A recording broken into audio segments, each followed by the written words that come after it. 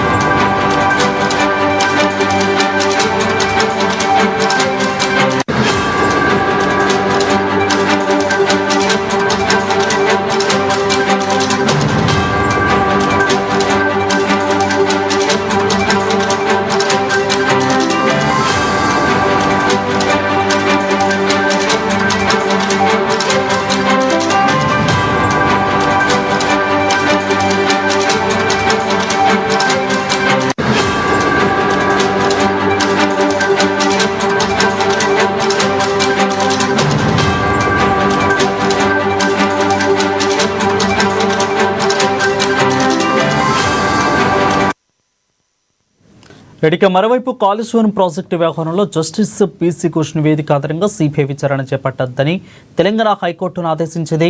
అయితే కాళేశ్వరం కమిషన్ నివేదికను సవాల్ చేస్తూ మాజీ సీఎం కేసీఆర్, మాజీ మంత్రి హరీష్ రావు దాఖలు చేసిన పిటిషన్పై ఉన్నత న్యాయస్థానంలో విచారణ జరిగింది. ఇక కేసీఆర్, హరీష్ రావు దాఖలు చేసిన మధ్యంతర పిటిషన్లకు విచారణ అర్హత లేదని రాష్ట్ర ప్రభుత్వం తరపున ఏజీ వాదించారు. ఇక కాళేశ్వరం ప్రాజెక్టుపై విచారణను సిబిఐకి ఇవ్వాలని ప్రభుత్వం నిర్ణయించిందని తెలిపారు.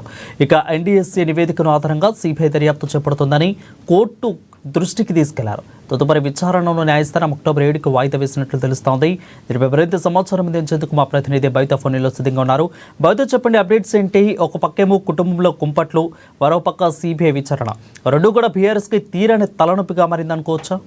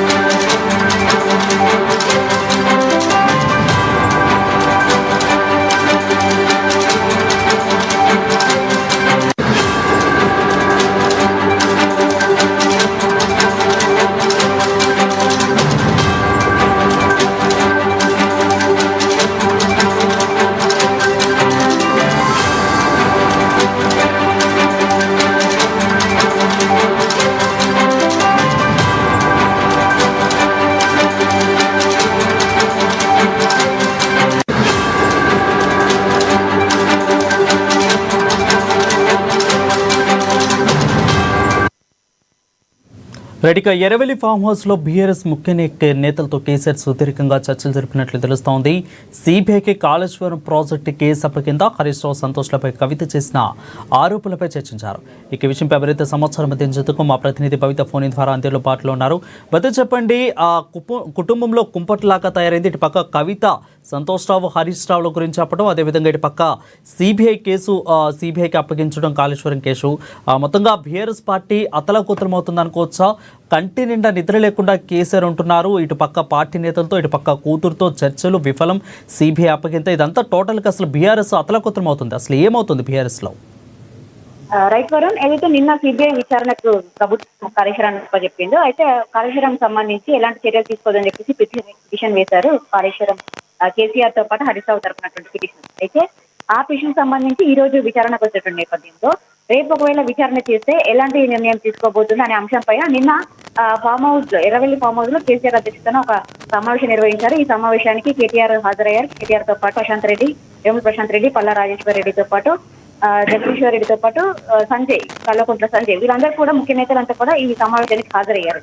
వీళ్ళు సమావేశమైన నేపథ్యంలో అసలు ఎలా ముందుకెళ్ళాలి, కాళేశ్వరం కమిషన్ సంబంధించి కమిషన్ ఇచ్చినటువంటి నివేదిక పైన సిబిఐ ఎంక్వైరీ జరపాలని చెప్పేసి ప్రభుత్వం భావిస్తున్న నేపథ్యంలో సిబిఐ ఎంక్వైరీ ఎలా ఉండబోతుంది, ఎలా ముందుకెళ్ళాలి, సిబిఐ మరొకసారి వీళ్ళను ఎవరెవరిని విచారించబోతుందో, ఒకళ్ళు విచారిస్తే కనుక వాళ్ళకి ఎలాంటి ఆధారం సమర్పించాలి, న్యాయపరమైనటువంటి సలహాలు తీసుకోవడంతో పాటు ఇతరత్ర అంశాలకు సంబంధించి చర్చించడానికి వీళ్ళందరూ కూడా సమావేశమయ్యారు. ఈ సమావేశం అయిన నేపథ్యంలో కవిత 4 గంటల సమయంలో ప్రెస్ మీట్ పెట్టి మరొక సంచలన కామెంట్స్ చేసింది. అది ఇంకా తలనొప్పిగా మారింది వీళ్ళందరికీ. అయితే పూర్తి స్థాయిలో గత కొంతకాలం కూడా కవిత చేసినటువంటి ఆరోపణలు కావచ్చు, కవిత పార్టీని డైరెక్ట్లీ ఇండైరెక్ట్లీ రెండింటి పరంగా చేసినటువంటి కామెంట్స్ అన్నింటినీ కూడా కొంత బీఆర్ఎస్ పార్టీలో తీవ్రమైనటువంటి దుమారం లేస్తున్న సందర్భంలో గత కొంతకాలంగా ఇండైరెక్ట్ గా పేర్లు ప్రస్తావించకుండా వస్తూ వాళ్ళ పైన ఆరోపణలు చేస్తూ వస్తుంది కవిత. అయితే నిన్న తాజాగా కాళేశ్వరం సిబిఐకి అప్పగించడం అంటే కేసీఆర్ అంటే ఇంకా సిబిఐ అనే పేరు పడిపోతుంది. కాళేశ్వరం కట్టిన తర్వాత దాదాపు 200 ఏళ్ళు తెలంగాణ ప్రజలతో పాటు అందరూ కేసీఆర్ ని గుర్తించుకునేటువంటి సందర్భం.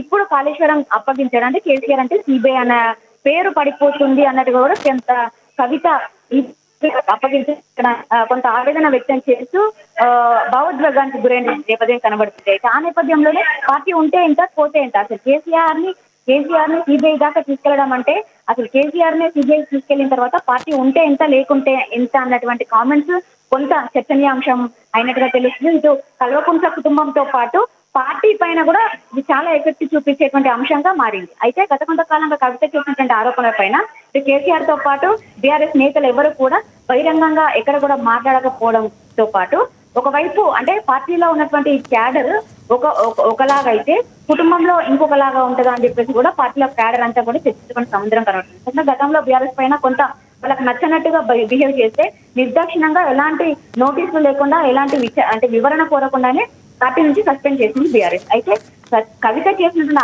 ఆరోపణల పైన ఎలాంటి నిర్ణయం తీసుకోకపోవడం బీఆర్ఎస్ క్యాడర్ అంతా కూడా కొంత ఆందోళన వ్యక్తం చేసినట్టు సందర్భం కనబడుతుంది. అయితే నిన్న డైరెక్ట్ గా ఇటు హరీష్ రావుతో పాటు సంతోష్ రావుల యొక్క ప్రమేయంతోనే ఎలాంటి సందర్భం అంటే ఎలాంటి సంబంధం లేదు అంటూ కూడా కవిత చేసినటువంటి ఆరోపణతో మరొకసారి కాళేశ్వరంలో ఖచ్చితంగా అవినీతి జరిగింది అని చెప్పేసి తేటబెల్లమైందని చెప్పేసి ఇప్పటికే కాంగ్రెస్ తో పాటు బీజేపీ కూడా కవితనే ఇంకా డైరెక్ట్ గా చెప్పేసింది అవినీతి జరిగింది అని చెప్పేసి కూడా వాళ్ళు చెప్తున్నట్టు నేపథ్యం కనబడుతుంది. అయితే ఇవన్నిటి పైన కూడా మరొకసారి కొద్దిసేపటి క్రితమే అంటే నైట్ నిన్న దాదాపు 12 గంటల పాటు ఏదైతే ఎర్రవల్లి ఫామ్ హౌస్ లో చర్చలు జరిపారు.